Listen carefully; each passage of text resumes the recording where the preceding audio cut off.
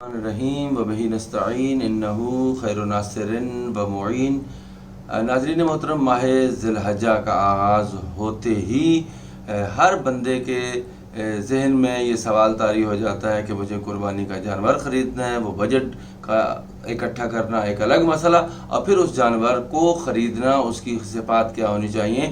یا اس کی خصوصیات کیا ہونی چاہیے، یہ جو ہے وہ سوال انسان کے ذہن میں اٹھتے ہیں۔ ہم نے کوشش کی ہے کہ ان سوالات کو عید کے آنے اور اس خریداری سے قبل جو ہے وہ ہم آپ کی خدمت میں پیش کرتے ہیں۔ دیکھتے ہیں آج ہمارا پہلا سوال کیا پوچھا جا رہا ہے۔ قبلہ، سب سے مرکزی اور کلیدی سوال قربانی جو بقرعید کی صورت میں ہے، کیا وہ تمام عالم اسلام، تمام مسلمان یا مومنین کے لیے واجب ہے یا مستحب ہے؟ دیکھیں، سب سے پہلے تو ہم یہ دیکھیں گے کہ قربانی کا فی نفس ہی عمل جو ہے،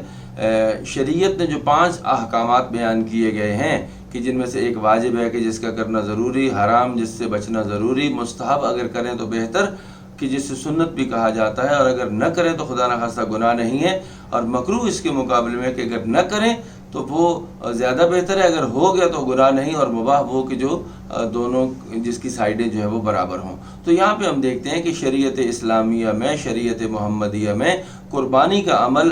واجب ہے۔ کب؟ جب انسان جو ہے وہ حج پر مناسک حج کو انجام دے رہا ہے اس وقت واجب ہے، یا حج کے افعال انجام دینے میں کوئی کسر یا کوئی کمی ہو جاتی ہے یا کوئی غلطی ہو جاتی ہے تو اس کے بدلے میں ایک کوئی کفارہ ہوتا ہے، تو اس وقت ایک جانور کو ذبح کرنا جو ہے وہ واجب ہوتا ہے، یا انسان جو ہے وہ نظر کے ذریعے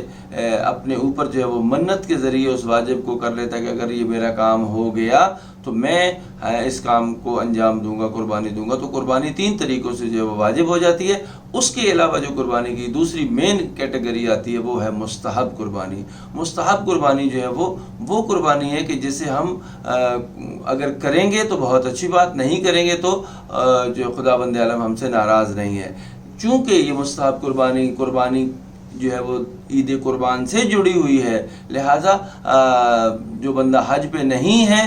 اپنے شہر میں حاجی نہیں ہے، مکہ میں نہیں ہے، تو وہ دنیا کے کسی بھی خطے میں ہے تو وہ 3 دن جو ہے وہ 10، 11 اور 12 ذی الحجہ کو یہ جو ہے وہ قربانی کر سکتا ہے۔